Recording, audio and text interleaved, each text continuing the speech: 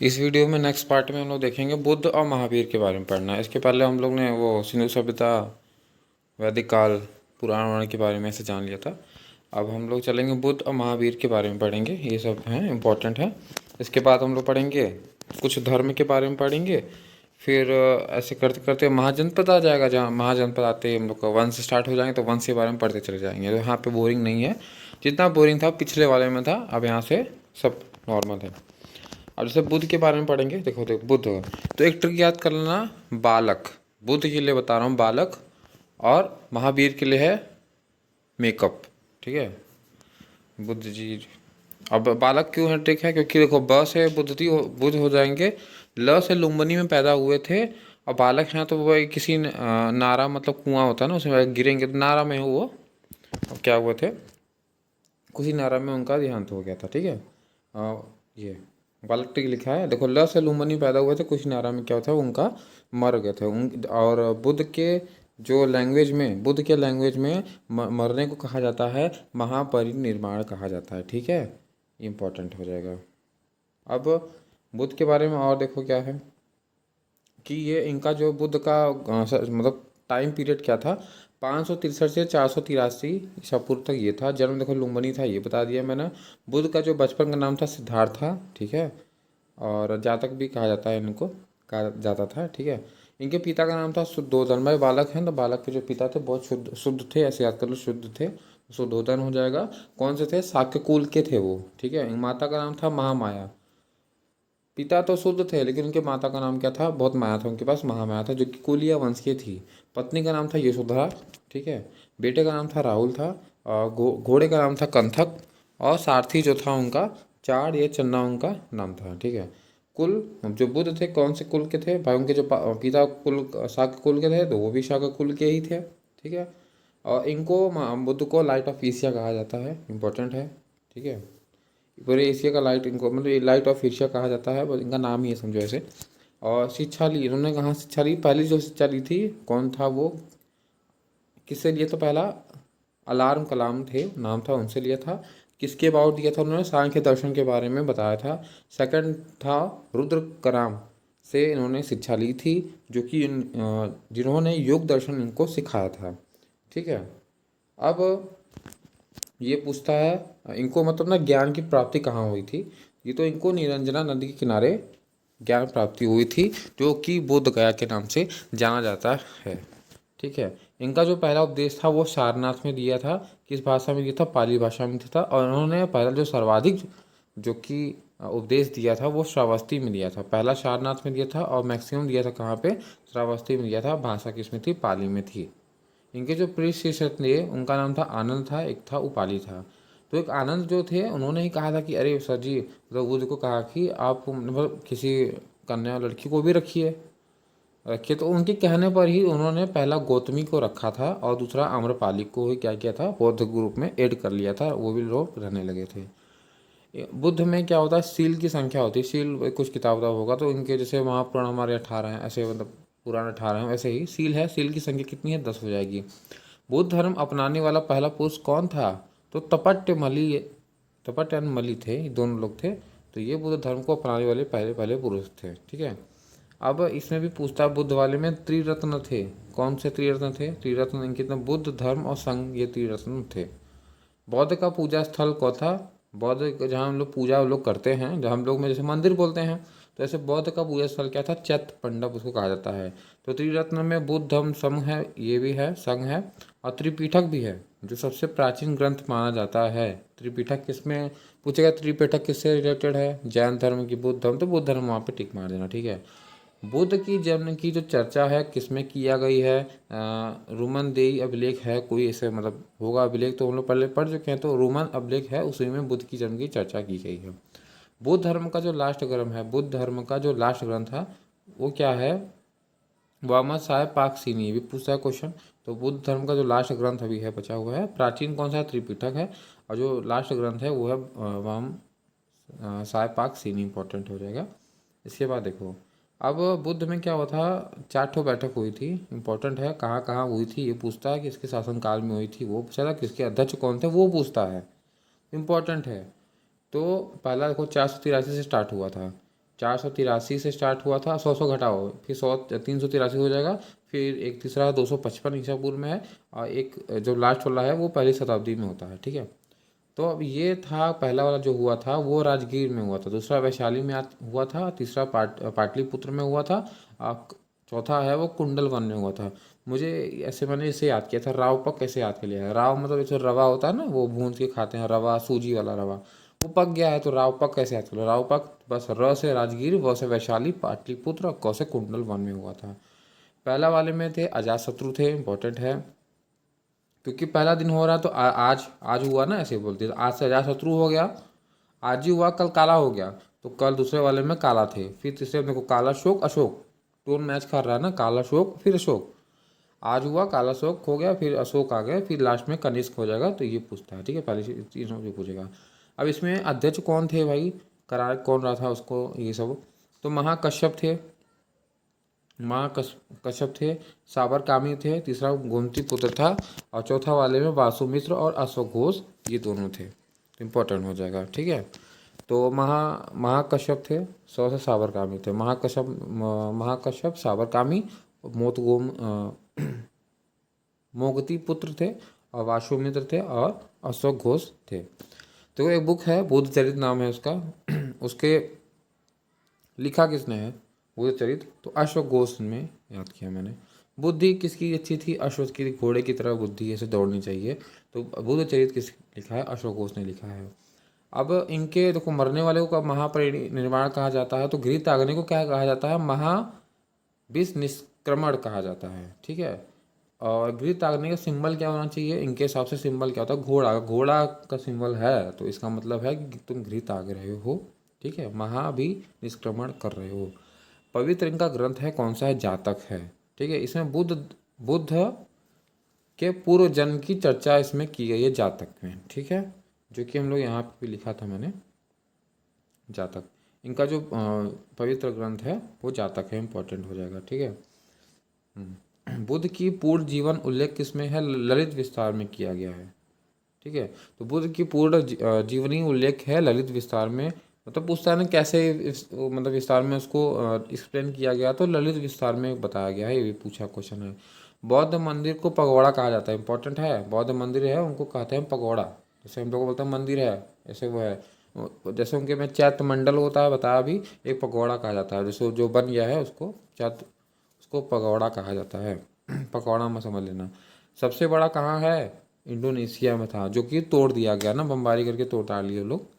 ठीक है, जो चौथी संगति के बाद, ये जो होती है ना परिसर, ये वाला कुंडलवन कनिष्क वासुदेव अशोक वाला, तो चौथी संगति के बाद बौद्ध धर्म दो भाग में टूट गया था, एक हीन आयन में टूटा था, एक महायान में टूट गया था।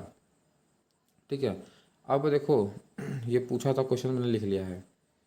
देखो, जन्म का सिंबल क्या होता है इनके अनुसार, घोड़ा बता दिया कि घर त्यागने को होता है, जन्म का मतलब होता है कमल होता है, कमल होगा या सांड होगा, तो उसका मतलब है जन्म है। गृह त्यागना तो घोड़ा लिख दिया मैंने। ज्ञान पीपल है, पीपल क्योंकि पीपल के नीचे ऐसे बैठ के ज्ञान प्राप्ति करते हैं, इसलिए इस ज्ञान का मतलब पीपल से दिखाता है। मृत्यु अगर स्पूत है, स्तूप स्तूप कोई चीज़ स्तूप होता है ना, तो वो मृत्यु का सिंबल देता है। ठीक है, तो ये बता दें, चौथा जो संगति के बाद बौद्ध ध्यान जो लास्ट वाला हुआ था, ये वाला, ये कुंडल वन वाला, तो टूटने के बाद ये हीनयान और महायान में टूट गया, तो पहला शताब्दी में था, पहला शताब्दी में देखो यहाँ लिखा भी है, पहला शताब्दी में था ये वाला। ठीक है, बस, और इंडोनेशिया में हो गया, बस उनका इतना ही पढ़ना है अभी, और तो बुद्ध के बारे में नहीं है। चलो इधर देखते हैं, अब आते हैं महावीर वाले में ना। महावीर, इनका भी इम्पोर्टेंट है महावीर का। अब ये महावीर है, महावीर का मैंने बताया था, मेकअप में म से तो महावीर हो ही गया, क से कुंडल ग्राम हो गया, क्योंकि को क से हम लोग कुछ नारा में पढ़ लिए, क्योंकि नारा में बच्चे गिरते हैं, तो कुंड ग्राम ही होगा। प से पावापुरी में इनका ये ट्रिक थे, याद कर लो, महावीर का मरण और जीवन यहाँ पे याद हो जाएगा। ठीक है, महावीर का जो नाम था वर्धमान याद था, उनका क्या था, शुद्धोधन, उनका सिद्धार्थ नाम था ना। ठीक है, उनके पिता का नाम शुद्धोधन था, तो यहाँ पे इनके पिता का नाम है सिद्धार्थ है। ठीक है, अब ये देखो यहाँ पे पूछता है कि महावीर में जो जैन धर्म था, जैन धर्म के पहले अनुयायी कौन थे? तो पहले जैन के अनुयायी कौन था? ऋषभदेव थे। इंपॉर्टेंट है, को पहला याद होना चाहिए, लास्ट वाला याद होना चाहिए। ठीक है, लास्ट से ऊपर वाला भी याद होना चाहिए और पहला वाले के जस्ट नीचे वाला भी याद होना चाहिए। मतलब पहला दूसरा याद होना चाहिए। कुल 24 थे, 24वां महावीर थे, तो उनको 23-24 याद होना चाहिए, पहला दूसरा भी याद होना चाहिए। ठीक है, क्योंकि अब गीता पूछता ही है। तो पहले ऋषभ थे। ठीक है, सेकंड, फिर इसके बाद सेकंड एक तो याद कर लो, ये 22 वाला पूछा था, तो 22 कौन था? अरिष्ट नेमी थे। 23 पार्श्वनाथ थे, इंपॉर्टेंट है। 23 पार्श्वनाथ के जस्ट बाद ही महावीर आ गए थे, ये याद होना चाहिए। ठीक है, ये बता दिया, खत्म हो गया। पिता का बता दिया, सिद्धार्थ जी थे। माता का नाम क्या था? त्रिशला था, जो कि लिच्छवी वंश की थी, इंपॉर्टेंट हो जाएगा ये। पत्नी का नाम यशोदा था, उनकी उनकी पत्नी का नाम यशोधरा था। बेटी इनकी देखो, हाँ, प्रियदर्शनी इनकी बेटी का नाम था, इंपॉर्टेंट हो जाएगा। तो प्रियदर्शनी, इनकी बेटी का नाम प्रियदर्शनी था, जिसको अन्नोजा के नाम से भी जाना जाता था। दामाद कौन था? इनका जमाली था, जो कि इन्हीं का फर्स्ट चेला भी बन गया था भाई, तो जमाली था। ठीक है, जमाली था ना, इसीलिए बन गया। अब ऋजुपालिका नदी के नीचे क्या हुआ था? इनको ज्ञान प्राप्ति हुई थी। ठीक है, ऋजुपालिका नदी के मतलब ज्ञान प्राप्ति हुई थी। स्थान का नाम क्या था ये भी पूछता है। जृम्भिक, इंपॉर्टेंट है, जृम्भिक है, जो कि ऋजुपालिका नदी के किनारे क्या था, इनको ज्ञान की प्राप्ति हुई थी। और इनको देखो निरंजना नदी के किनारे प्राप्त हुई थी। ठीक है, अब ये हो गया पवित्र ग्रंथ का सामाजिक शब्द क्या होता है? इनके जो पवित्र ग्रंथ है उसके कलेक्शन को क्या कहा जाता है? अंग कहा जाता है। अब देखो उसमें जैसे बुद्ध में 4 ठो हुआ था, ऐसे इसमें भी हुआ था कुछ, इसमें 2 ठो हुआ था, इंपॉर्टेंट है, याद कर लो। जैन धर्म में पहला था, कहाँ हुआ था? पाटलिपुत्र में हुआ था। ठीक, कौन कराया था? स्थूल बाहु कराए थे। इसी जब चल रहा था, इसी में 12 अंग बुक लिखा था। कौन लिखा था? भद्रबाहु ने लिखा था। सेकंड था वो बल्लभी में हुआ था, पहला पाटलिपुत्र में हुआ था, दूसरा बल्लभी में, पाटलिपुत्र दूसरा बल्लभी में हुआ था। इसमें देवाश्री श्रमण थे और समाज श्रमण थे, ये इंपॉर्टेंट, ये 2 हो जाएगा पूरा। इन्होंने जो पहला उपदेश था कहाँ दिया था? ये राजगिरी में दिए थे। ठीक है, और लास्ट कहाँ दिए थे? पावापुरी में हुआ था। ठीक है, उन्होंने पहला उपदेश सारनाथ में दिया था, सर्वाधिक कहाँ था? श्रावस्ती में था, पाली में भाषा में थी। इनका जो है राजगिरी में था, लास्ट कहाँ था? पावापुरी में था, भाषा प्राकृत थी, इनकी पाली थी। ठीक है, ये अनेक अंतवाद में विश्वास रखते थे। ठीक है, ये इसके बाद साहित्य, जैन साहित्य को कहा जाता है, जिसने उनको कहा जाता है अंग। ठीक है, अंग कहा जाता है। जैन का दक्षिण केंद्र, जो कि श्रवण, इंपॉर्टेंट है, श्रवण बेल बोला जो है, श्रवण बोला, ये जैन का दक्षिणी केंद्र है। ठीक है, आप देखो जो भाई पार्श्वनाथ थे 23वें जो थे, कुल 24 थे, तो 23वां जो थे उन्हीं के बाद भाई उनके बारे में जानना जरूरी है, क्योंकि वो थे, उसके बाद में महावीर आए ना। तो इनका जो जन्म था भेलपुर बनारस में ही है। तो भेलपुर बनारस में क्या हुआ था? पार्श्वनाथ जो थे उनका जन्म हुआ था। इनको जो ज्ञान की प्राप्ति हुई थी वो सुमेध पर्वत पे इनको ज्ञान की प्राप्ति हुई थी। इनके अनुसार जो महावीर लोग हैं, जैन धर्म के अनुसार 5 व्रत हैं, इंपॉर्टेंट है। जो पहला एक था, एक महावीर के द्वारा दिया गया था, और बाकी जो 4 है वो पार्श्वनाथ ने दिया था। पार्श्वनाथ जो कि बहुत पहले वाले, ठीक है, जो कि पार्श्वनाथ एक थे। 23वां जो है ना पार्श्वनाथ, हाँ, तो वो इम्पोर्टेंट हो जाएगा। तो जो 23वां वाले थे उन्होंने दिया था 4 ठो, एक महावीर ने ऐड किया था। देखो कल्पसूत्र इम्पोर्टेंट है, किताब है, उनके में जातक था। ठीक है, बुद्ध चरित था, इंपॉर्टेंट है। इसमें कल्पसूत्र आ गया। कल्पसूत्र कौन थे? भद्रबाहु के द्वारा लिखा गया था, और भद्रबाहु चंद्रगुप्त के आध्यात्मिक गुरु भी थे। ठीक है, चंद्रगुप्त आगे पढ़ेंगे, उसके आध्यात्मिक गुरु कौन थे? भद्रबाहु थे। ठीक है, तभी ना चंद्रगुप्त ने जैन धर्म को अपनाया था बाद में। ठीक है, जैन धर्म अभी जो पढ़ेंगे हम लोग, वो मौर्य साम्राज्य पढ़ेंगे, तो उसमें जैन धर्म को देखो, चंद्रगुप्त जैन धर्म को लाया था। बाद में जो अशोक आए थे, अशोक ने बौद्ध धर्म को अपनाया था। अब इसमें देखो त्यौहार कौन कौन सा पूछता है। व्रत तो 500 पढ़ लिए, अब त्यौहार देख लेते हैं। इसमें था पर्युषण त्यौहार। ठीक है, ये कहा जाता है। अब देखो इसे श्वेतांबर जो है 8 दिन मनाती है, दिगंबर जो है 10 दिन। श्वेतांबर जो सफ़ेद कपड़ा पहन के घूमते हैं, अच्छे से रहते हैं। दिगंबर बिना कपड़े के ऐसे ही बस रहते हैं, घूमते हैं। ये 10 दिन मनाते हैं लोग, खुले हैं बस, बिना कपड़े घूम डम्मा डम्मा करते हैं फालतू। 10 दिन के लोग मनाते हैं, श्वेतांबर वाले 8 दिन मनाते हैं। हम लोग 8 दिन मनाएंगे, श्वेतांबर दिगंबर कहेंगे अरे हम तुमसे कम ही का 10 दिन मनाने लगते हैं। ठीक है, इसी में जो पर्युषण त्यौहार है, इसी में 5 मुख्य व्रत को बताया गया था, ये भी इंपॉर्टेंट है, पढ़ लिया ना।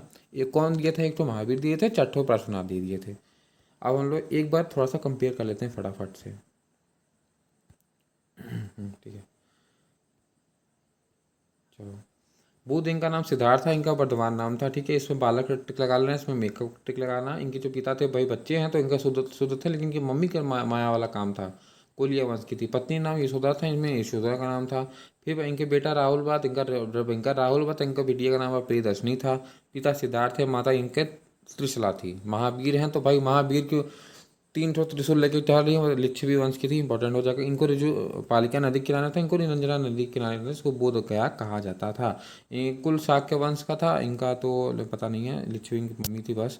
और इनके पवित्र ग्रंथ को अंग कहा जाता है। ठीक है, ये याद कर लो। इन्होंने शिक्षा ली थी, देखो सांख्य दर्शन और योग दर्शन लिया था। आलम पहला इंपॉर्टेंट है, पहला जो गुरु थे इनके आलम कलाम थे, दूसरा दूसरा है रुद्र कलाम थे। ठीक है, हाँ ये भी पूछता है, ये पाली भाषा में दिए थे, इनके प्राकृतिक भाषा में था। कहाँ गया भैया प्राकृतिक भाषा, ये है प्राकृतिक भाषा में। पहला उन्होंने राजगिरी में दिया था इनका, तो पहला कहाँ था, पहला इनका सारनाथ में था ना।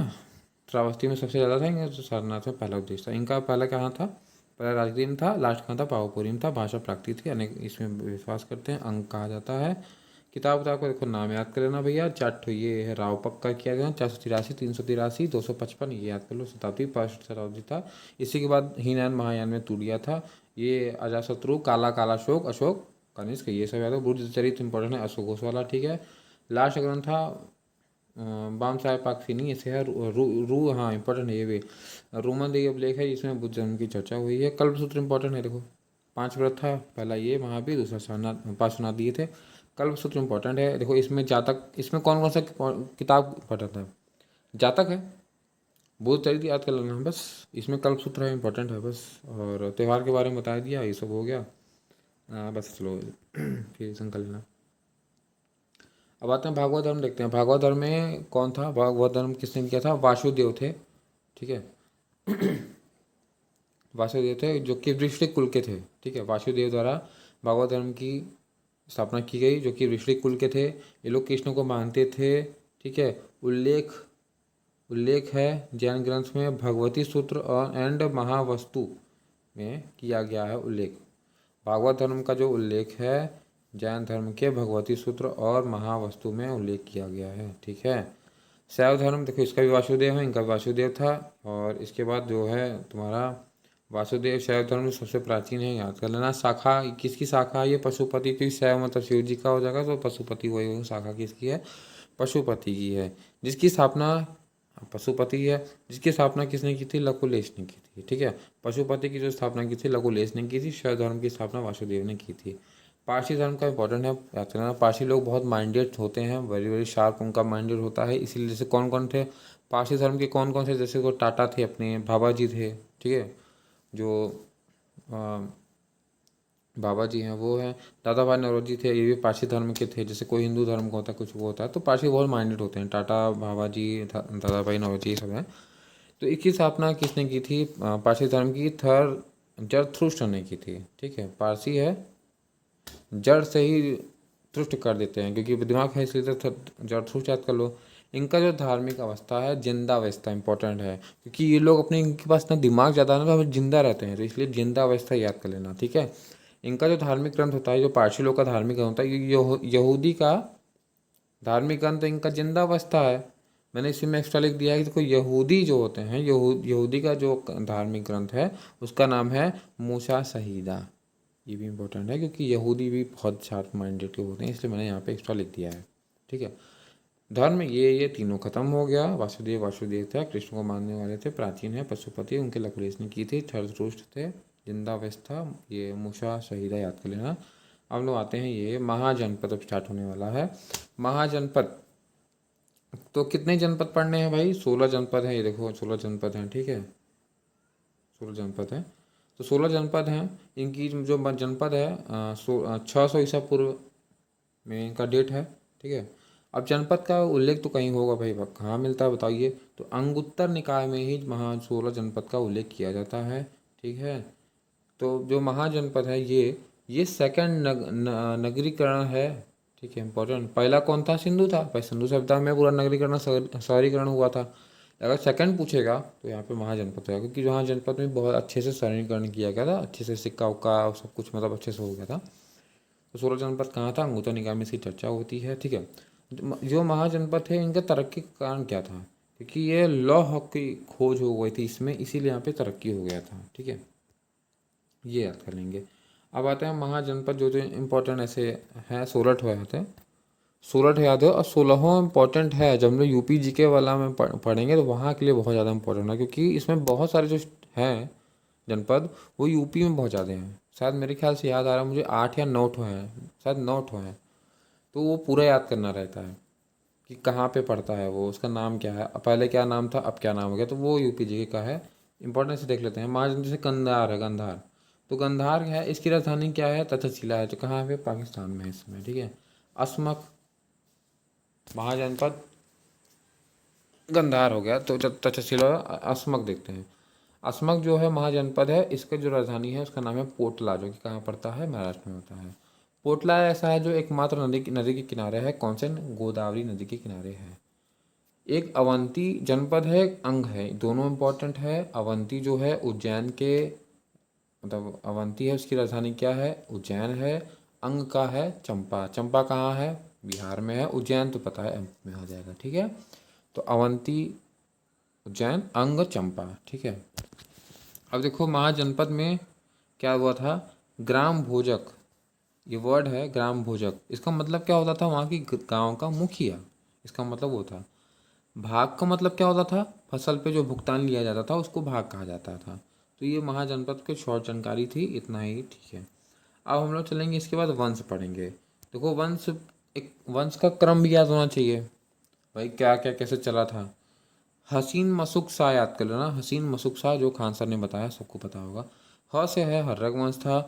ठीक है, सी से हो जाए शिशु नाग वंश आया, फिर नौ से नंद वंश आया, म से मौर वंश आया, सू से सुंग वंश आया, और क से कड़ वंश आया, और सात से सातवाहन आया था।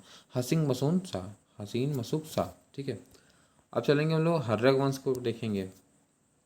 ठीक है, अब हर्रक वंश आया तो जो मगध शासक, इसमें कौन था हर्रक वंश का, जैसे जनपद स्टार्ट हुआ तो अब हर्रक वंश लॉन्च आ गया भाई, लॉन्च हो गए। तो मगध शासक इसमें कौन था, बिम्बिसार था। ठीक है, अब ये बिम्बिसार था भले था, लेकिन ये दहेज के पैसा से लेके विस्तार किया था, खुद ना वो नहीं था, मतलब दहेज के पैसा से विस्तार किया था। ठीक है, अब जब ये सिंहासन में बैठा था तो 15 साल का था, इंपॉर्टेंट है, 15 साल का था। और ये इसको ना 52 ईयर पे, मतलब 52 साल का जैसे हुआ तो इसकी हत्या कर दी गई थी। तो हत्या से मार दिया गया था। ठीक है, जो बिम्बिसार था ये पूछता है ये कौन से मतलब मानता था किसको, ये बुद्ध धर्म को मानने वाला था। ठीक है, जो हर्रक वंश था वो स्टार्ट कब हुआ था, 542 ईसा पूर्व से स्टार्ट हुआ था, ये भी याद कर लेना, डेट पूछता है। तो 542 ईसा पूर्व से इसने स्टार्ट किया था। बिम्बिसार के पिता ने दहेज से विस्तार किया, सिंहासन में बैठा, 15 वर्ष का था, 52 पे इसको हत्या कर देगी, बुद्ध को मारने वाला था, 542 ईसा पूर्व से स्टार्ट हुआ था। अब देखो इसके भाई बिम्बिसार था, वैसे कुछ तो होगा, क्वालिटी वोटी कुछ, तो क्वालिटी ये थी कि इसका इसी दरबारी जो है राजवैद था वहाँ पे, वो था आजीवक, बहुत इंपॉर्टेंट है, आजीवक था। तो पूछता है भाई यार आजीवक किसका राजवैदिक था, तो ये था उसका बिम्बिसार का था। अवंती राजा चंद्र प्रदोष के पास भेजा, बिम्बिसार भाई भेजे किसको, चंद्र प्रदोष के पास भेजे, अवंती राजा के पास भेजे। राजधानी था गिरिब्रज, गिरिब्रज राजधानी, राजधानी था गिरिब्रज। अब फिर बिम्बिसार का हत्या कर दिया गया, बिम्बिसार की हत्या पुत्र कौन थे, अजातशत्रु ने कर दी। तो बिम्बिसार की हत्या उसके पुत्र किसने, अजातशत्रु ने कर दी थी। तो अब अजातशत्रु ने कर दी थी। अब आते हैं तो हम लोग समझ गए कि बिम्बिसार पहले आया था हर्रक वंश में, इसके बाद उनका बेटवा उनका हत्या कर दिया तो अजातशत्रु आ गया। ठीक है, भाई बिम्बिसार ही वो सार था, इसीलिए उसका शत्रु आ गया भैया मारने के लिए। तो बिम्बिसार का सार आ गया, शत्रु अजातशत्रु आ गए। अब अजातशत्रु के बारे में जानेंगे थोड़ा थोड़ा। तो इसका नाम था कुनिक, नाम था कुनिक, कुनिक कुणिक नाम था, कुनिक कुणिक, उसी वही नाम है उसका। इसकी राजधानी तो हो पहले इसकी थी गिरिब्रज, इंपॉर्टेंट है, इसकी राजधानी थी राजगिरी थी। ठीक है, राजगिरी था। अब राजगिरी हो गया, अब यहाँ पे शासन खत्म हो जाता है इनका। अब फिर आएंगे कौन, उदयन आएंगे। ठीक है, उदयन अभी चल रहा है, फिर मारी मारा हुआ, फिर यहाँ से आगे कौन, उदयन आ गया। उदयन ये जैन धर्म को मानने वाला था, इंपॉर्टेंट हो जाएगा। ठीक है, पहला वाला जो था बिम्बिसार वो बुद्ध को मान रहा था। अब क्या किया था जैन उदयन का, ये इम्पोर्टेंट है कि इसने स्थापना किया किसकी, पाटलिपुत्र की स्थापना करी थी। और राजगिरी से क्या किया, पाटलिपुत्र को ले गया था। पहला गिरिध्वज थे, अजातशत्रु वाले में राजगिरी था, उदयन वाले में स्थापना पाटलिपुत्र, जो कि गंगा और सोन के संगम पे बसा हुआ है। अब हर्रक वंश से पढ़ ही रहे हैं तो वहाँ पे उसका लास्ट वंश में जो लास्ट लोग थे वो था नाग दशक था, नाग आ गया नाग। तो अब हम लोग याद करेंगे शिशुनाग, अब पढ़ेंगे शिशुनाग वंश का। ठीक है, अब शिशुनाग वंश आ गया, पहले वो हर्रक वंश का लास्ट कौन था, नाग, नाग दशक था। तो अब नाग से याद कर लो कि इसके बाद नाग वाला आ गया तो शिशुनाग वंश आएगा। तो शिशुनाग वंश आते ही इसकी जो स्थापना की थी शिशुनाग ने की थी, इसकी जो राजधानी थी वैशाली थी, ये याद कर लो। ठीक है, राजगिरी किसी वाले में थी, हम लोग अभी पढ़े हैं। राजगिरी से पाटलिपुत्र ले गया था, उदयन वाले में वो था राजगिरी था ना, अजातशत्रु वाले में, उदयन वाले में क्या था, पाटलिपुत्र था, ये याद कर लेंगे। अब शिशुनाग हो गया, शिशुनाग ने स्थापना की, राजधानी वैशाली थी। कालाशोक आया इसके बाद, शिशुनाग के बाद आए थे कौन सा, कालाशोक आए थे। तो इन्होंने क्या थे, वैशाली के जो इसको चेंज कर दिया, चेंज करने के बाद चेंज कर दिया इतना, पाटलिपुत्र में फिर से ला दिया इसको। अब शिशुनाग में जो लास्ट थे वो थे नंदीवर्मन। ठीक है, अब नंदीवर्मन से याद करेंगे, अब आएगा नंद वंश की स्थापना हो जाएगी। तो नंद वंश आएंगे तो पहला इतने याद करना है कि पहले जो कि नंद वंश के पहले जो शासक थे वो थे महापद नंदन थे, और लास्ट था घनानंद था। अब जो घन तो हम लोग पढ़ लिए थे नंदवंश के बारे में पढ़ लिए थे, जिसमें महापद नंदन उसके पहले थे, और लास्ट में कौन था, घनानंद थे। अब देखो घनानंद जैसे ही आ गए ना, तो घनानंद ही अब जाके शुरुआत करेंगे मौर्य वंश, क्योंकि घनानंद को ही मार के मौर्य वंश की स्थापना हुई थी। लेकिन उसके पहले भी कुछ कांड हुआ था, कुछ बाहरी लोग आए थे, ऐसे ऐसे हुआ था, कुछ मैटर हुआ था, तो उसके बारे में थोड़ा देखते हैं बीच में। तो इसमें क्या हुआ था देख सकते हैं पहले। तो भारत पे पहला जो प्रथम आक्रमण हुआ था ईरानियों ने किया था, जिसको हकमनी वंश कहते हैं। ठीक है, तो भारत पे जो प्रथम आक्रमण हुआ था या प्रथम सफल आक्रमण हुआ था, ये ईरानियों ने किया था। और प्रथम सफल जो आक्रमण है डेरियस वन ने किया था, या तो उसको दारा वन भी के नाम से भी जाना जाता था। 516 ईसा पूर्व में किया था। हर्रक वंश क्या हो गया, 542 ईस्वी ईसा पूर्व में स्थापना हुई थी ना हर्रक वंश का, ये पूरे याद करना। अब ये होगा भारत पर यूनानी आक्रमण के बाद, देखो ये था तो प्रथम आक्रमण था। ठीक है, ईरानियों ने किया था, ये हकमनी वंश का था। अब यूनानी लोग भी आक्रमण किए थे, वो था सिकंदर किया था। अब सिकंदर के बारे में जानो थोड़ा सा, क्योंकि इसका जन्म हुआ था 356 ईसा पूर्व में हुआ था। ये कहाँ का था, मैसेडोनिया का था, इंपॉर्टेंट है। इसका मृत्यु था वो बेबीलोन में हुआ था। ठीक है, अब ये जो था सिकंदर था, ये घनानंद का समकालीन था। ठीक है, इसी समकालीन था इसके। ठीक है, अब सिकंदर था, उसके घोड़े का नाम इम्पोर्टेंट है, इसका नाम था बुके फिराल, यूसी फेलरू और बौर बऊ केफला। ठीक है, ये तीनों नाम इम्पोर्टेंट हो जाएगा। सिकंदर के गुरु भी थे जिसका नाम था अरस्तु। ठीक है, अब अरस्तु आ गया तो अरस्तु के बारे में भी जान लेते हैं कि अरस्तु के भी कुछ तो गुरु रहे होंगे, तो वो देख लेते हैं हम। तो अरस्तु के गुरु कौन थे, प्लेटो थे। प्लेटो के कौन से, सुकरात थे। अरस्तु थे ही, उनके ऊपर क्या था, प्लेट रखा था। अरस्तु के ऊपर प्लेट रखा था। अब प्लेट उसके ऊपर कौन है, सुकरात है, गुरु है। प्लेटो को ही अफलातून भी कहा जाता है, उनका दूसरा नाम भी है। ठीक है, अब क्या हुआ, 326 ईस्वी में झेलम का युद्ध हुआ था। पूछता ना झेलम का युद्ध कब हुआ था, 326 ईसा पूर्व में हुआ था। ठीक है, अब ये पूछता है सिकंदर कैसे आया था भाई भारत में। तो हिंदू कुश पर्वत, जिसको खैबर दर्रा बोलते हैं, वो दर्रा हम चलेंगे तो वहाँ पता चल जाएगा, वहाँ दिखा देंगे। तो हिंदू कुश पर्वत है, ऐसे याद कर लो कि पाकिस्तान और ये इंडिया के बॉर्डर पे एक हिंदू कुश पर्वत है, उसी को ढक के वो सिकंदर आया था, जो कि खैबर दर्रा पे पड़ता है, वो क्रॉस करके आया था।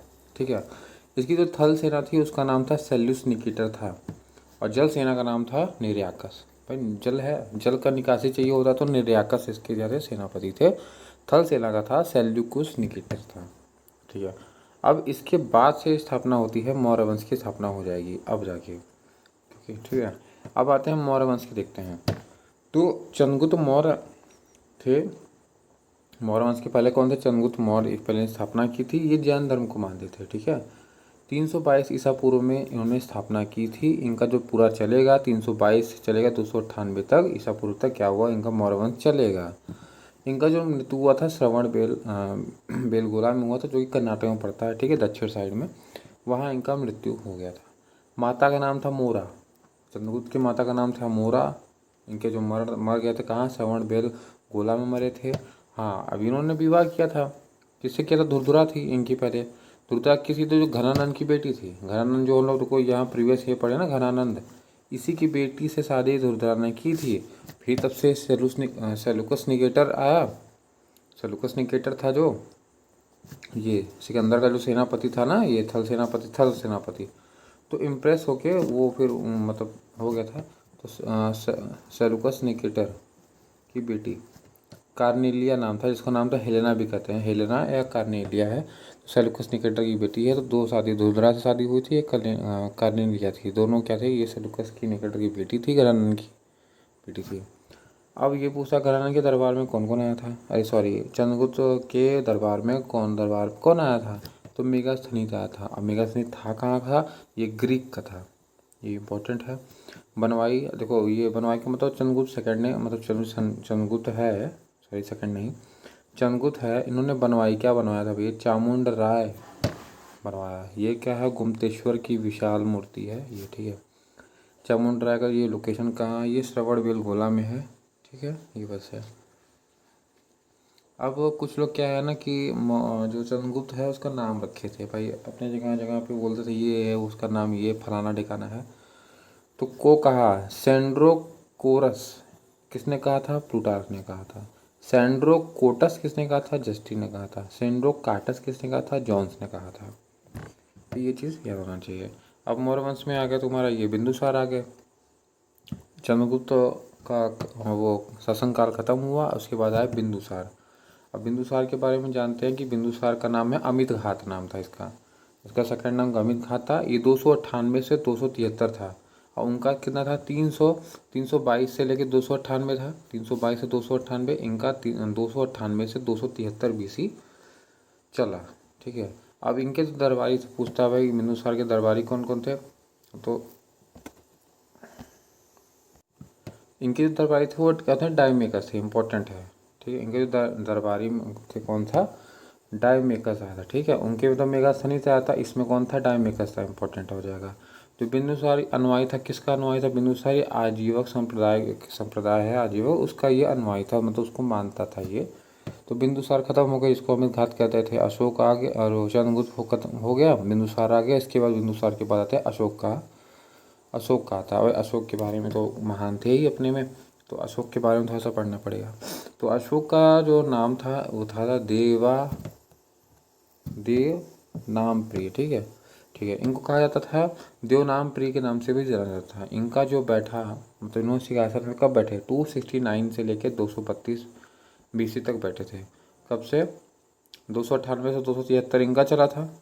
फिर 269 से लेकर 232 BC तक अशोक का चला था। अब इनकी देखो प्रांतीय राजधानी दो ठो थी, इम्पोर्टेंट है। एक तक्षशिला था, ठीक है, जो कि पाकिस्तान में है। एक उज्जैन जो कि MP में है। तो इनकी प्रांतीय राजधानी दो ठो थी। अब कलिंग देखो यही है, कलिंग युद्ध 200 बहुत पूछता है, कलिंग युद्ध का डेट पूछता है कि 261 ईसा पूर्व में क्या होता है? कलिंग युद्ध की हुआ था। अशोक का नाम अशोक कहाँ मिलता है? मतलब कौन से वह पूछेगा ना, अभिलेख है तो मास्की अभिलेख में मिलता है। मास्की अभिलेख कहाँ है? आंध्र प्रदेश में है, आंध्र। कोई मास्क क्यों लगाता है? वो अंधा होगा भाई तभी मास्क लगाता है, ऐसे याद कर लो। तो मास्क लगा रहा था, इसलिए आंध्र अंधा है ना, इसलिए आंध्र प्रदेश में यह मास्की अभिलेख कहाँ है? आंध्र प्रदेश में है। तथा गुर्जरा गुर्जरा गुजरा मतलब गुजरा मेरा रात गुजरा, तो मध्य में गुजरा मतलब MP में, तो ऐसे याद कर लो। गुजरा जो अभिलेख है उसमें भी अशोक का नाम अशोक मिलता है। अब श्रीलंका भेजा पुत्र महेंद्र को, ठीक है। इसके बाद ना क्या हुआ था? देखो मास्की पढ़ लिए, मास्की और गुजरा पढ़ लिए, इसके बाद श्रीलंका भेजा। तो अशोक थे ना वो श्रीलंका भेजे थे अपने पुत्र महेंद्र, किसको भेजे थे? अपने पुत्र महेंद्र को भेजे थे। और पुत्री का नाम था संघमित्रा था, इनको भेजे थे। कुछ काम से भेजे थे समझौता करने के लिए, कि जाओ उसको समझा लो मना लो, ऐसे करने के लिए भेजे थे, तो नहीं माना था वो मैटर अलग है। बस इतना याद कर लो, उनका जो पुत्र था महेंद्र को भेजा गया था, पुत्री संघमित्रा थी। खुद को मगध सम्राट बताता है अशोक, खुद को मगध का सम्राट बताता है। ये कौन सा किस में दिखाया गया अभिलेख में? ये भाबरू अभिलेख में है। भाबू लिखा है ना, भाबरू अभिलेख में, जो कि राजस्थान में हो जाएगा, ठीक है। अब इनका जो अभिलेख है, शिलालेख है, ढेर सारा है। तो उसमें ये पूछता है, जिसमें इम्पोर्टेंट पूछता है, याद रहना चाहिए। शिलालेख इनका 14 बहुत ढेर सारा है, 14 है मेरे ख्याल से। तो शिलालेख जो प्रचलन है ना, शिलालेख का जो प्रचलन है भाई अशोक नंबर 14 में। तो 14 में उनके जो शिलालेख 14 है, ये दिखाता है कि शिलालेख का प्रचलन कैसे होता है। ये चीज़ अशोक के द्वारा किया गया है। 11 वाले में क्या है, ब्राह्मणों को न सताएं, ये 11 में लिखा गया। 13 वाले में कलिंग युद्ध हुआ था, सबसे इंपॉर्टेंट है क्योंकि ब्राह्मणों को न सताएं 11 में है, क्योंकि ब्राह्मण को 11 रुपया दे दियो, ऐसे याद कर लो। ब्राह्मण मतलब 11 रुपया। कलिंग युद्ध 13 में विनाश कर दूंगा, युद्ध करूंगा तो विनाश करूंगा। 13 से विनाश में कलिंग युद्ध याद कर लो। अब याद कर लो ये नंबर 2 में चीर वंश को केरल पुत्र कहा गया। एक आगे चल के हम लोग पढ़ेंगे चीर वंश आता है, तो चीर वंश में क्या हो जाएगा, चीर वंश को हम लोग केरल पुत्र कहा जाता है। ठीक है। और इनका जो 7वां वाला अभिलेख है, 7वां वाला ये वाला 7वां वाला जो शिलालेख है, ये सबसे लंबा है, लंबा स्तंभलेख कहा जाता है। और सबसे छोटा कौन है, रोमन देही है। रोमन देही याद करो, क्योंकि देखो अशोक क्या है, बुद्ध को मानने वाला था, तो इसने ही क्या रोमन देही एक अभिलेख लिखवाया था। रोमन देही में ना बुद्ध जन्म की चर्चा भी की है, बुद्ध के जन्म की चर्चा की गई है। अब जो शिलालेख है इनका इम्पोर्टेंट है, क्योंकि इसमें जो प्रयुक्त की गई भाषा वो 4 लिपि में थी। पहला एक ब्राह्मी खरोष्टी, देखिए ब्राह्मी भारत का हो जाएगा, खरोष्टी कहाँ का, पाकिस्तान का हो जाएगा। और अरमाई और ग्रीक ये अफगानिस्तान की वो शिलालेख भाषाएं हैं। ठीक है। तो इनका जो मोस्टली ज़्यादातर है वो है एक भाषा किसमें, शिलालेख में, प्राकृतिक में है। ठीक है। भाषा को पूछेगा शिलालेख की भाषा किसमें है, प्राकृतिक में है। और लिपि कितनी है, 4 लिपि है, ब्राह्मी, खरोष्टी, अरमाई और ग्रीक में है। ठीक है। ठीक है। अब शिलालेख के बारे में है तो भाई खोजा किसने था शिलालेख, भाई था तो ये खोजा था 1750 में। फांथेलर ने इसकी खोज की थी। तो फांथेलर ने 1750 में क्या किया था, खोजा था। इसको पढ़ा कौन था पहले से शिलालेख को, शिलालेख को पढ़ा था पहले जेम्स प्रिंसेप ने 1837 ईस्वी में शिलालेख को पढ़ा था। प्रिंस थे, आए कह रहे अच्छा पढ़ना, मुझे पढ़ लिया। तो फिर इसके बाद ये बौद्ध धर्म को मानने वाले थे अशोक जी। ठीक है। अब इनके कुछ और स्तूप हैं वो याद करना चाहिए। जैसे इनके द्वारा बनाया गया सांची स्तूप है, कहाँ है ये, सांची स्तूप एमपी में है, ये भी याद होना चाहिए। भरहूत स्तूप कहाँ है, ये भी एमपी में हो जाएगा। तो इसमें क्या हुआ था कि ये सब इन्होंने ही बनवाया 2 ठो। इसके बाद क्या होता है, आगे जो वंश आएगा, सुंग वंश आएगा, उसमें उसी में ही तांबे का, सांची स्तूप में तांबे का बनवाएगा, उसकी खिड़की को तांबे का कर देंगे। ये पुष्यमित्र ने कराएगा। अब भरूच में क्या पत्थर का बनवाएगा, उसको कुछ कारीगरी कराएगा, तो वो पुष्यमित्र ने ही करवाया था। आगे चल के पुष्यमित्र आएंगे ही, तो जो जो अशोक के द्वारा बनाया गया सांची स्तूप है और भरूच स्तूप है, उसमें में कारीगरी करेंगे। तांबे का सांची वाले में लगाएंगे, पत्थर का इसमें पुष्यमित्र लगाएंगे भरूच वाले में। ठीक है। तो यूपी में सारनाथ में ही अशोक स्तंभ है, ये तो पता होना चाहिए। इसके बाद मौर्य वंश ऐसे कुछ आते रहेंगे। इसमें सबसे जो लास्ट है वो आएंगे बृहदत्त। तो मौर्य वंश यहीं से समाप्त होता है, बृहदत्त आ जाते हैं।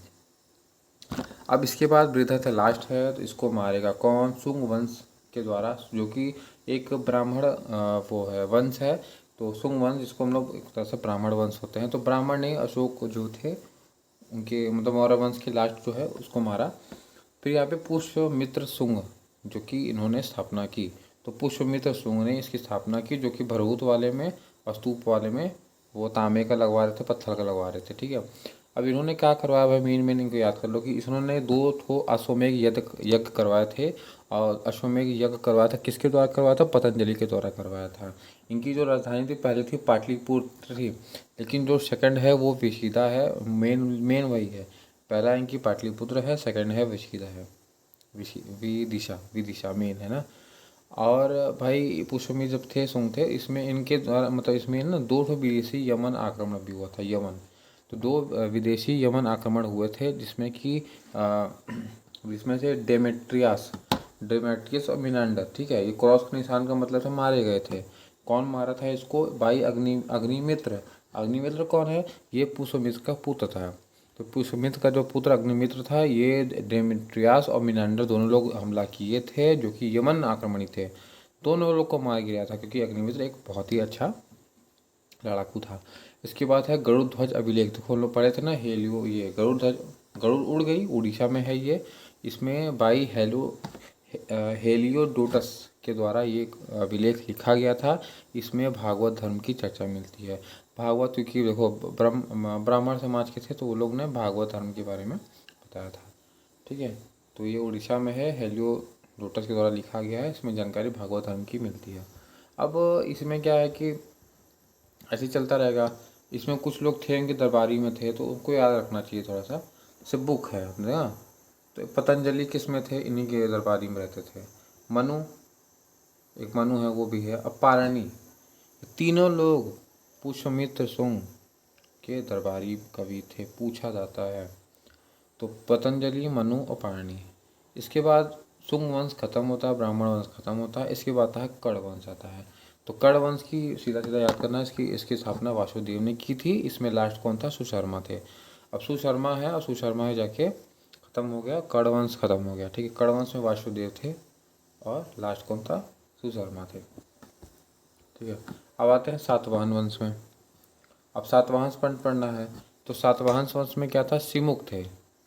इसकी स्थापना की थी। देखो स से सब मिल रहा है तो सिमुक हो गया, सातवाहन वंश से सिमुक हो जाएगा। ठीक है, अब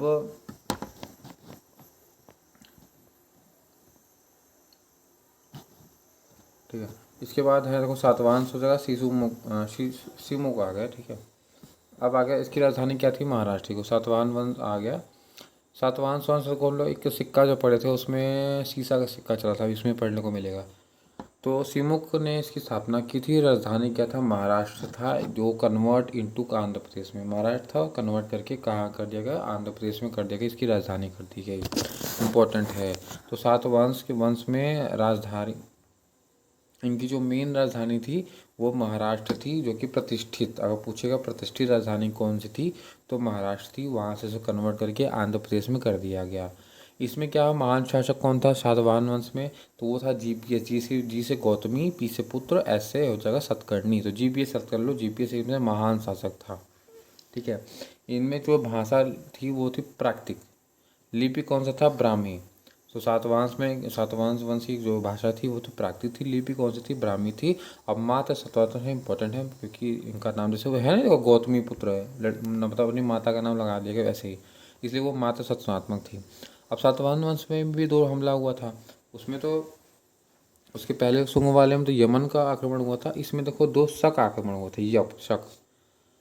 सातवाहन है ना, कि अब देखो ऐसे याद कर लो कि शक आक्रमण कैसे हुआ, कि उनका सातवाहन था, चेक करने के लिए शक हो गया कि भाई सातवाहन बा कि नहीं पता, शक हुआ ना, इसलिए आए शक वाले दो आक्रमण कर दिए। एक था नहपान था, दूसरा था रुद्रदामन। रुद्रदामन भी हम लोग पढ़े थे, क्योंकि रुद्रदामन क्या पढ़े थे, क्योंकि रुद्रदामन ने एक झील का निर्माण कराया था। ठीक है, जूनागढ़ अभिलेख याद कर लो, वहाँ पे था। ठीक है, पढ़े। तो अब ये होगा, नहपान हो गए, रुद्रदामन ने हमला किया था। तो नहपान को तो भाई जीपीएस, भाई गौतमीपुत्र सतकर्णी था, बहुत ही होशियार था, सबसे ताकतवर यही था। इसने तो नहपान को मार दिया। ठीक है, अब भाई वो गौतमीपुत्र हट गया, इसके बाद रुद्रदामन हमला कर दिया। इसके बाद बीबी मतलब कि विशिष्ट पुत्र पुलगामी थे।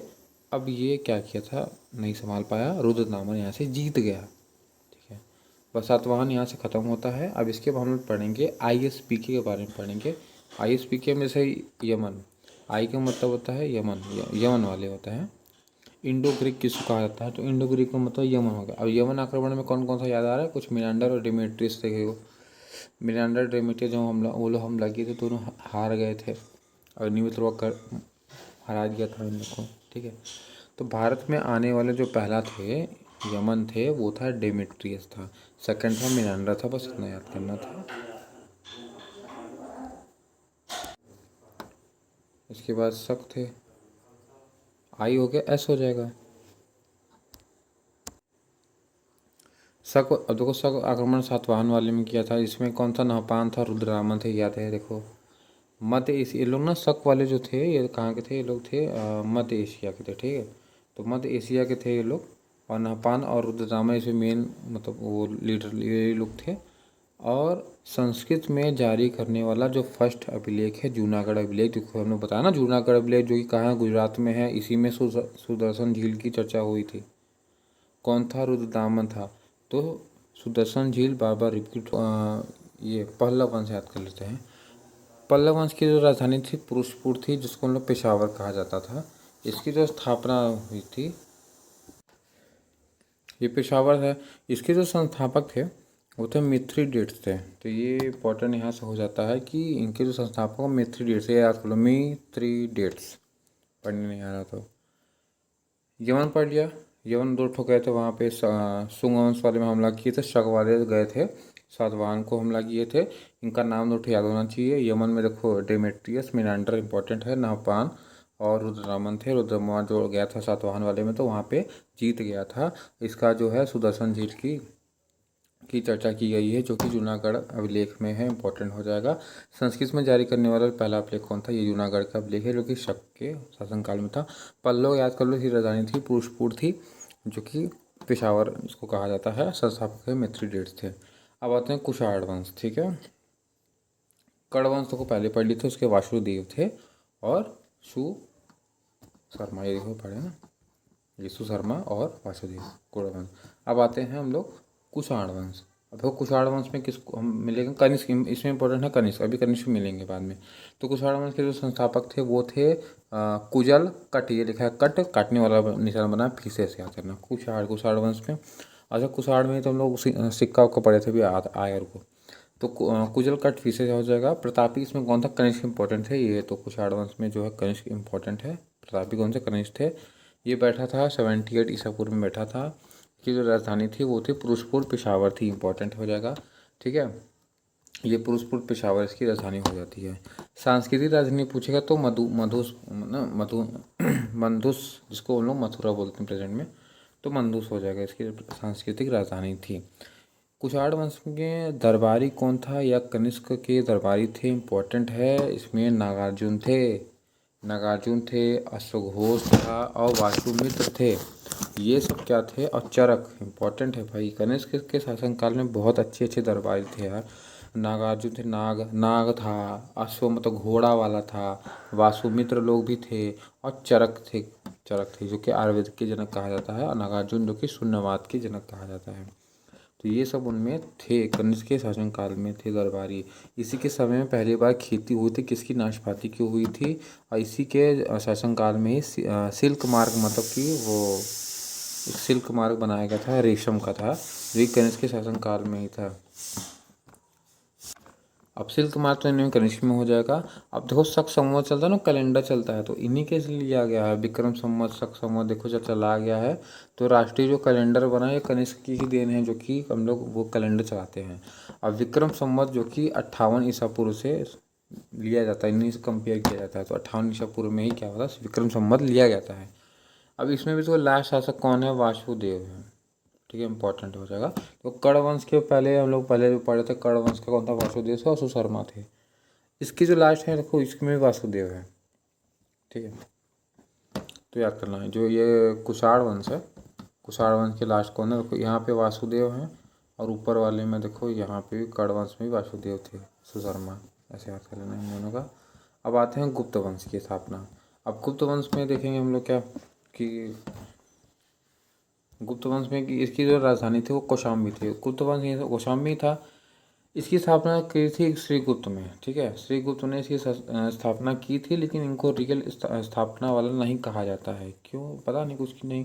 तो वास्तविक संस्थापक अगर पूछे तो वो चंद्रगुप्त प्रथम थे। अब चंद्रगुप्त प्रथम का जो विवाह हुआ था वो लिच्छवी कुमारी देवी, भाई उस समय की ना लिच्छवी बहुत महारानी जो हुआ करती थी, बहुत फेमस हुआ करती थी, सुंदर सुंदर हुआ करती थी, तो उसमें विवाद लिच्छवी कुमारी देवी से हुआ था। एंड तब जब जैसे ये शादी कर लिए तो महाराजा की उपाधि इनको दे दी गई, ठीक है, धारण की इन्होंने, कहा कि हम महाराजा ही, मतलब अलग ही स्वैग में उड़ने लगे, क्योंकि ये लिच्छवी कुमारी देवी से इनकी शादी हो गई।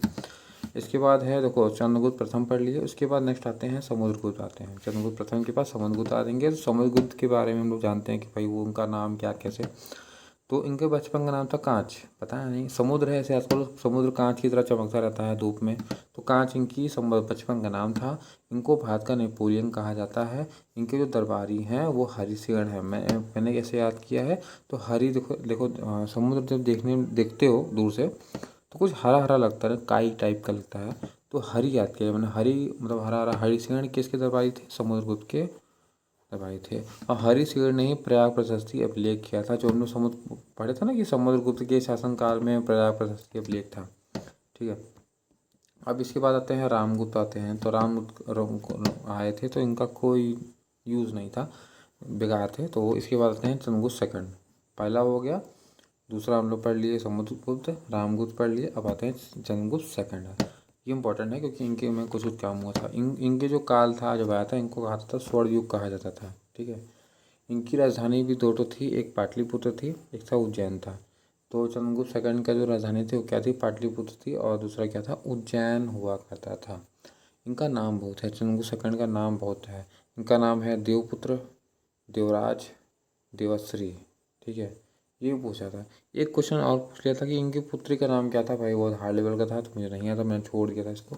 इनकी पुत्री का नाम था प्रभावती गुप्त। ये क्वेश्चन आया था मेरे एग्जाम में, छोड़ दिया था मैंने। प्रभावती गुप्त इनकी बिटिया का नाम था। इनके दरबारी में भी बहुत बहुत इंपॉर्टेंट थे भाई चंद्रगुप्त सेकंड में। धनवंतरी थे ना, 12 धनवंतरी थे, और एक है 12 मीर थे। ये इम्पोर्टेंट है।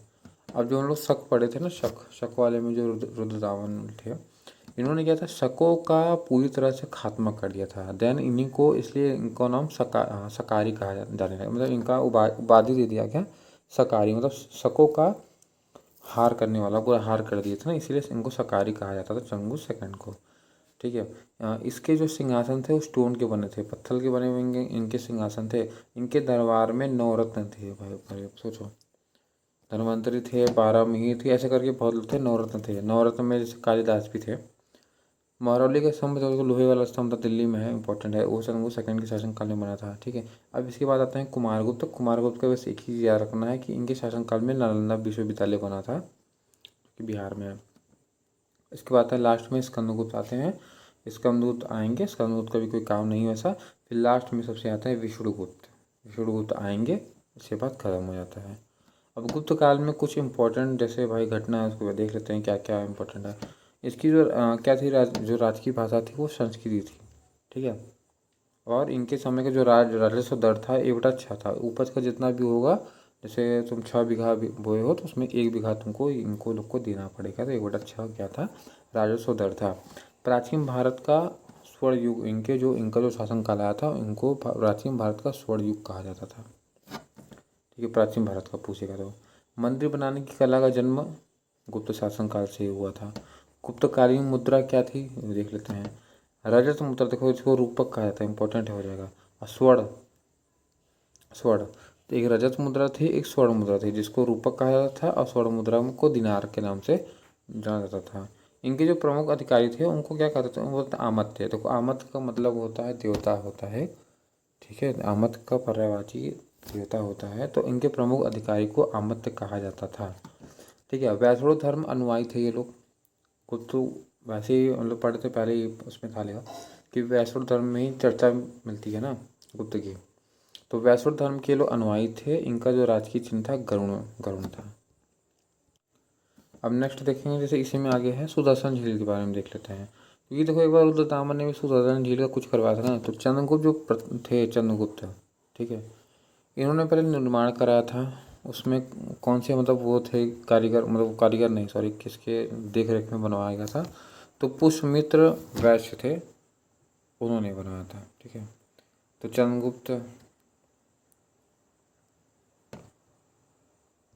और चंद्रगुप्त कौन थे, ये चंद्रगुप्त वो वाले हैं, क्या कहते हैं, मौर्य वंश के थे। तो उन्होंने क्या हुआ था, सुदर्शन झील की मतलब सुदर्शन झील का निर्माण कराया था। इसके बाद रिपेयर होता जाएगा, तो रिपेयर होता चला जाएगा, कौन कौन कराएगा ये पूछता है। तो निर्माण कराया था, उसमें पुष्यमित्र वैश्य के देख रेख में ये बनवाया गया था। सेकंड है अशोक ने इसको रिपेयर कराया था, किससे, तुषास्प, उस समय थे, हाँ, उसकी देख रेख में। भाई अशोक तो जाएंगे नहीं करवाने। फिर आता है रुद्रदामन, है इंपॉर्टेंट है रुद्रदामन, जो कि सुविशा, इन्होंने रिपेयर कराया था सुविशाख के देख रेख में। और एक कहता है स्कंदगुप्त। तो किसने किसने रिपेयर करवाया है, वो बनवाया चंद्रगुप्त में, फिर अशोक ने रिपेयर किया, रुद्रदामन ने रिपेयर कराया, स्कंदगुप्त ने भी रिपेयर कराया था, जो कि परदत्त के रेख में। अब आता है भाई, गुप्त खत्म हो जाएगा, अब आता है पुष्यभूति या वर्धन वंश जिसको कहेंगे। अब उसके बारे में पढ़ते हैं। तो पुष्यभूति और वर्धन वंश जिसको कहा जाता है, तो इसके जो संस्थापक थे वो कौन थे, पुष्यभूति ही थे। इसकी राजधानी कहाँ थी, हरियाणा थी, इसको थानेश्वर कहा जाता है। तो हरियाणा उस समय थानेश्वर था, जो कि हर्षवर्धन के द्वारा कर दिया गया। ठीक है। तो ये हरियाणा जो कि थानेश्वर था, किसने, हर्षवर्धन ने करा था। ठीक है। इसमें हर्षवर्धन आएंगे। पुष्य पूछे ना, पुष्यभूति जो हर्षवर्धन थे किस वंश के थे, तो हर्षवर्धन जो थे पुष्यभूति वंश के थे। ठीक है। अब इसमें थानेश्वर से कन्नौज बनाया, ठीक है। इसका चेंज हो रहा है बार बार। हरियाणा जो कि थानेश्वर था उसको कहा जा रहा है, तो थानेश्वर से इसे कन्नौज बनाया। कौन बनवाया? हरियाणा, ये हर्षवर्धन करवाए थे, ठीक है। इनमें क्या थी, भूमि देने की समांत प्रथा थी। कौन करता था? हर्षवर्धन ही करता था। हर्षवर्धन का दूसरा नाम भी है शीलादित्य, लिखा है मैंने। तो वो हरियाणा से कन्नौज या थानेश्वर से कन्नौज लाया। राजधानी कौन? हर्षवर्धन लाया था। पुष्यपुत्र ने इसकी स्थापना की थी। भूमि देने की समांत प्रथा कौन थी? हर्षवर्धन के शासनकाल में ही थी। हर्षवर्धन का दूसरा नाम भी शीलादित्य है। हेनसांग देखो आया था ना, हेनसांग किस आया था? आर्य जो आया था, ये लिखा आया होगा, ये हर्षवर्धन के शासनकाल में ही आया था।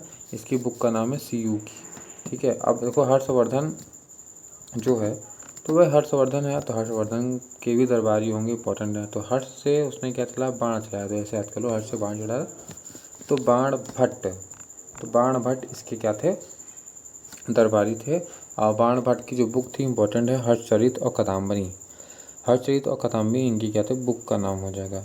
इसमें भी जो भूकर था 1/6 था। हर्षवर्धन का दूसरा नाम था शीलादित्य, हम लोग पहले पढ़ चुके हैं। इसके समय सूती वस्त्र का केंद्र था। कौन था उस समय? मथुरा था। मथुरा उस समय का सूती केंद्र का वस्त्र हुआ करता था। किसके? हर्षवर्धन के शासनकाल में हो जाएगा, ठीक है। अब से हम लोग देखो, हर्षवर्धन से याद आ रहा है कि वो पुलकेशिन से लड़ाई हुआ था। पुलकेशिन से उसमें रवि कीर्ति ने एक लिखा था, एहोर अभिलेख लिखा था। तो इसमें हर्षवर्धन आ जाएंगे, तो इसी से रिलेट कर लो कि पुष्यमित्र सेकंड से और हर्षवर्धन से लड़ाई हुआ था। तो पुष्यमित्र जो ये है टिक वाला, मतलब ये जीत गया था, ये वाला हार गया था, ठीक है। ये किस में है? अब एहोर अभिलेख में है, जो कि राजस्थान में पड़ता है। एहोर राजा याद किए हैं, तो एहोर अभिलेख किसमें है? राजस्थान में है। इम्पोर्टेंट ये है, जो होता है कि ये 634 ईस्वी में युद्ध हुआ था। 261 याद आ रहा है, कलिंग युद्ध, हाँ भूलना हुआ। तो ऐसे तो ये 634 ईस्वी में कहाँ हुए थे? नर्मदा नदी के किनारे में हुआ था। तो हर्षवर्धन यहाँ से मारा जाता है, और भारत का जो लास्ट हिंदू सम्राट हर्षवर्धन ही है, ठीक है। अब यहाँ पे जीत जाएगा तो इसको ना कांचीकोट की उपाधि प्राप्त हो जाती है, ले लेता है। ये कांचीकोट बोलता है कि जीत गया तो कांचीकोट की उपाधि लेता है।